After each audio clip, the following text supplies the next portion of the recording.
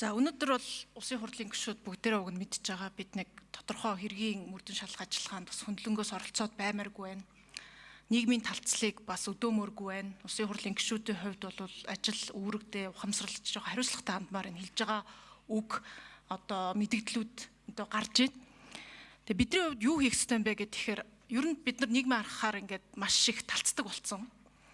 Нэгдүгээрт одоо нэг сэдв гаргаад ирнэ, үнэн худал нь мэдэгдэхгүй. За тэгээд нэг бидний хэлж байгаагаар нөгөө сошиал троллууд байд юм уу, сэвэлтүүд их хийдэг болсон. Энэ дунд одоо иргэд угаасаа их төөрөгддөг болсон. Иргэд байтугай улсын хурлын гишүүд ч гэсэн энд өөрсдөө төөрөгдөлд ороод явдаг болчихжээ.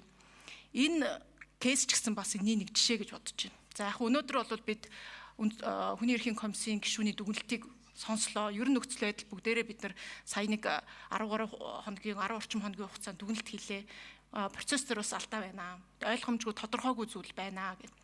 За энэ дээр бол Алтан гэрэл сайд бол энэ цагдаагийн албан хаагчдынхаа ур чадварыг дээшлүүлэхтэй энэ дээр бас анхаарах хэрэгтэй. Хэрвээ энэ улс төрийн зорилготой ийм асуудал болсон бол энэ бол бидний хувьд ч гэсэн төвчшгүй асуудлаа. Үнийгээ мөрдөн шалгах ажиллагаагаа хийгээд үнэн мөнийг гараад ирэхээр энэ бол цаашаа үргэлжлэх асуудал гэж харж байгаа.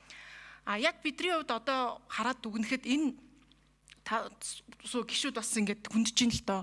Янз бүрийн одоо асуудал гаргадаг. Тэгээд баахан дайрдаг.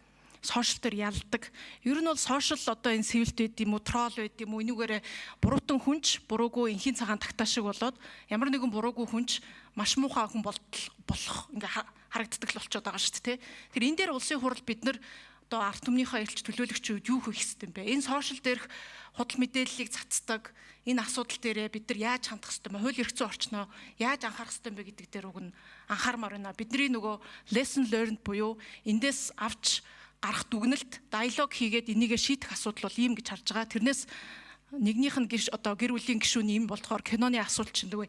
Энэ бол энэ одоо цаг хугацааны хувьд мөрдөн шалгах ажиллагааны хувьд гараад ирэх асуудал. Энэ дээр одоо бити манай улсын хурлын гишүүд улс уургүй хандаж ингэж нийгмийг дэвэргээх юм хийгээч гэж бодож байна. Үнэхээр тийм кино байгаа бол би ч гэсэн үзмээр байна. Бүгдээрээ л энийг үзмээр байгаа. Энэ улс төрийн санхүүжилт, намын санхүүжилтийн асуудал бүгдээрээ бид нар олон удаа ярьж байгаа. Энэ дээр шинжил хийх гээд ч гэсэн өмнөх улсын хурал бас ажиллаж байгаа. Энэ дээр зөвхөн нэг арчилсан намын гишүүд нь санаа зовоод бид нар санаа зовхгүй байгаа юм. Ерөөсөө биш.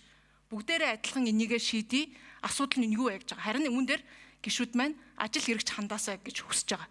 Тэгэхээр энэ дээр гишүүд маань бас анхаараач гэдэг нь хэлмээр байна.